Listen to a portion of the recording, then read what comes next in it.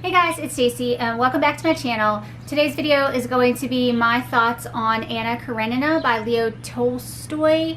I think I'm saying that right. I just finished this book last week, I believe. It has taken me a really long time to get through this book. This book is 900 and some pages long, so it was a big read for me. It was definitely one of the largest books I've ever read, if not the largest book. Anyway, I'm not even really sure how to go about doing this video because the book was so long. There was so much in this story that as I've been trying to get my thoughts together and figure out how I wanted to even discuss this book, it's been kind of difficult. So I guess I'll try to give you the synopsis of the story, and I might butcher this some because, like I said, it's so big and there's so much in it, but I'll do the best I can. So Anna Karenina is set in Russia, and I want to say sometime in the 1800s. That's my guess. It didn't actually say in the book when it was set, but I'm going to guess the 1800s, maybe early 1900s, if that far. There weren't cars, I'll say that. They were still riding around in horses and carriages and stuff like that, but there were trains. Even though the book is called Anna Karenina, in my opinion, I wouldn't say the book was mostly about her character, which I found to be kind of odd. The book is about lots of different characters. It is very character driven. There are two other characters, a man named Levin and a woman named Kitty, that I personally feel they get the majority of the story. The story is mostly about them and less about Anna. But then there's also these other main side characters that lots of the book deals with. One of the main characters of the story is Anna's brother, and that's who the book actually starts out talking about, is her brother and his wife and their relationship. It starts out with an affair. In the beginning of the story, Anna comes to her brother's house to try to help mend the relationship between her brother and his wife. So she comes and stays at their house for a while. She's good friends with her brother's wife. Her name is Dolly. And she tries to work on their relationship and convince Dolly to not leave her brother. So in the beginning of the story, Anna comes across as this really sweet, smart, worldly, kind person, and you really like her. But as the book goes on, your feelings will change about Anna for sure. While Anna is there visiting her brother and her sister-in-law, she ends up meeting a man named Vronsky. When she meets Vronsky is not engaged to another woman, but he's kind of flirting a lot with Dolly's sister, and Dolly's sister is in love with Vronsky. So Vronsky and Kitty, Dolly's sister, kind of have a relationship going on a little bit. And then when Vronsky meets Anna, he completely forgets about Kitty, and it's insta love.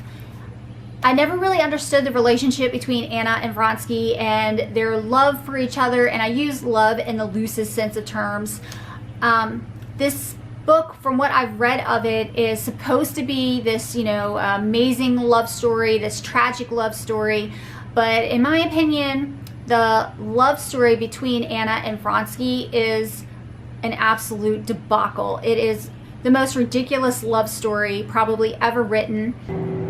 Also, let me just say, Anna is married and she has an 8-year-old son. So she starts out as being this, really kind, sweet woman who's trying to get this married couple to stay together.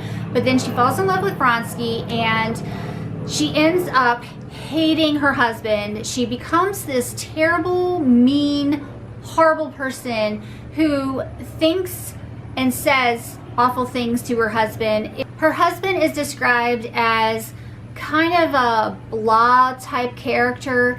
The way I understood it is he does care for her, he's respectful of her, he's kind to her, he treats her well, but apparently there's not a lot of love coming from him. He's kind of cold in a way, or withdrawn or distant in a way. He cares more about what other people think. He is some sort of politician or involved in politics in some way, and he cares more about outward appearances and just coming across as a respectable man and couple. But he is respectful to Anna and treats her well overall.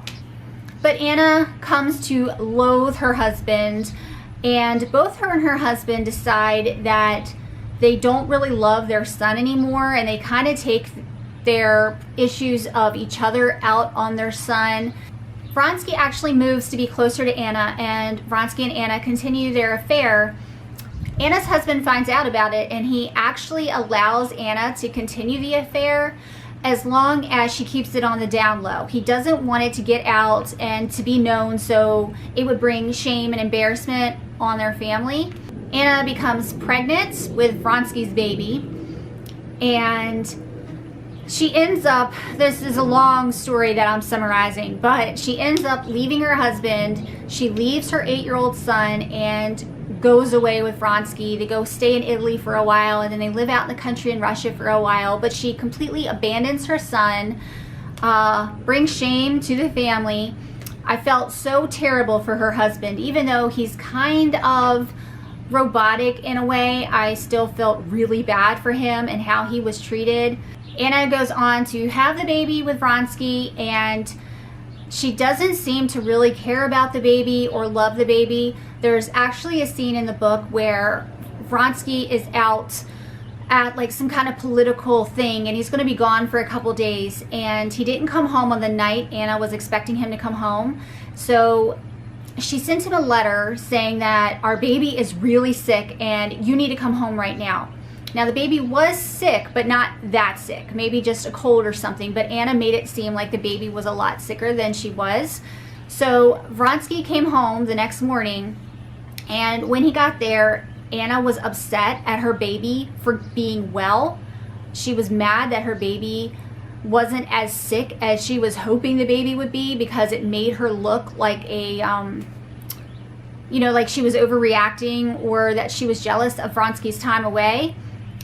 And that right there really made me hate Anna. On top of her leaving her son and how mean and horrible she was to her husband, I've already hated her. But that moment where she wished her child to be sick so it made her look better, I could not stand this woman. I honestly don't think Anna knows how to love or knows what love is. She seems very sick to me through the whole book. She seems like a person who has a mental illness, maybe bipolar or severe depression, something.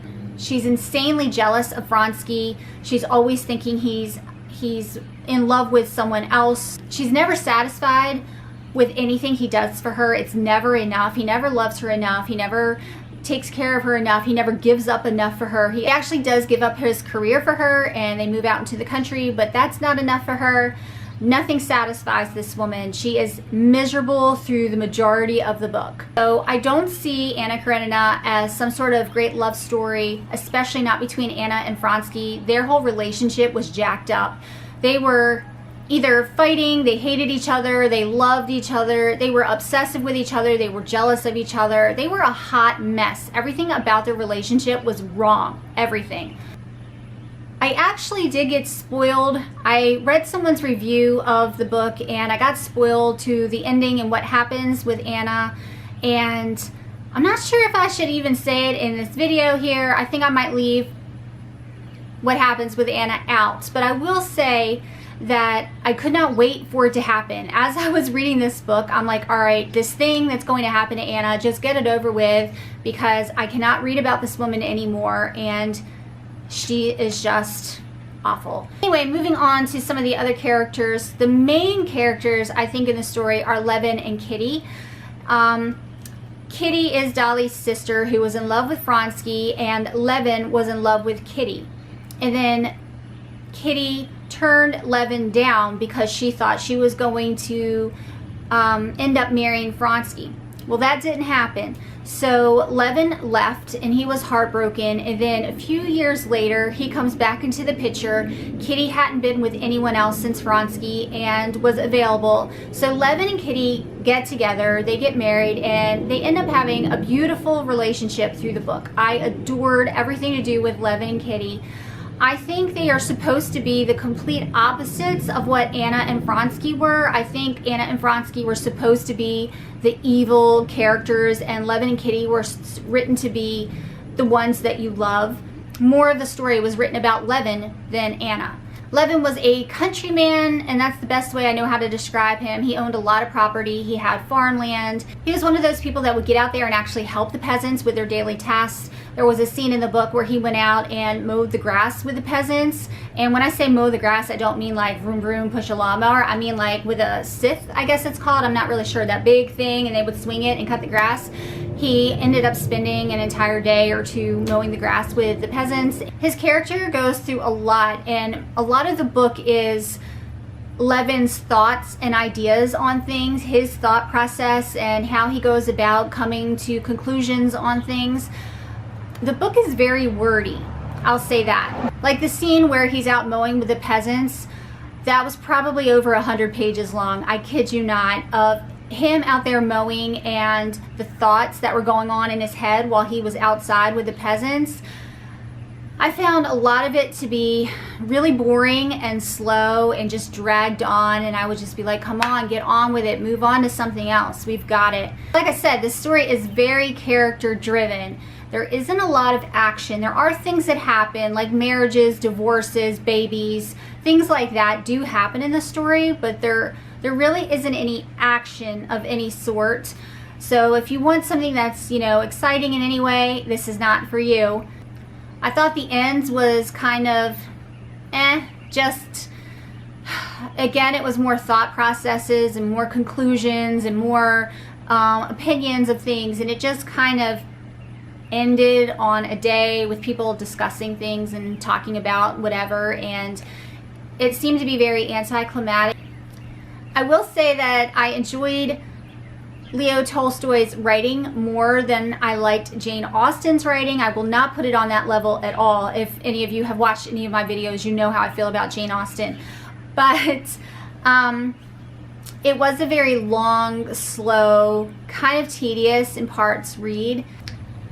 So I think if I was going to rate this book, which I'm going to have a hard time rating this book, but I think if I was going to rate it, I might give it 3 stars out of 5.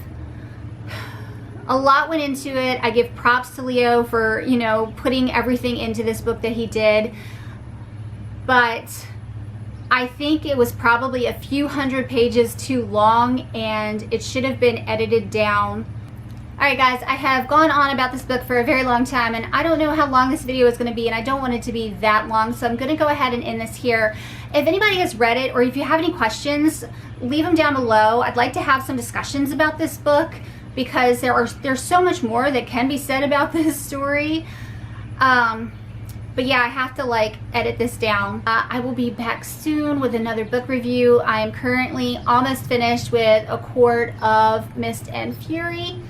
And then I will be reading 1984, buddy reading that one with 2 other people, Julio and yet another vlogger. So I will be back with my thoughts on those books soon. I'll see y'all later. Have a great day.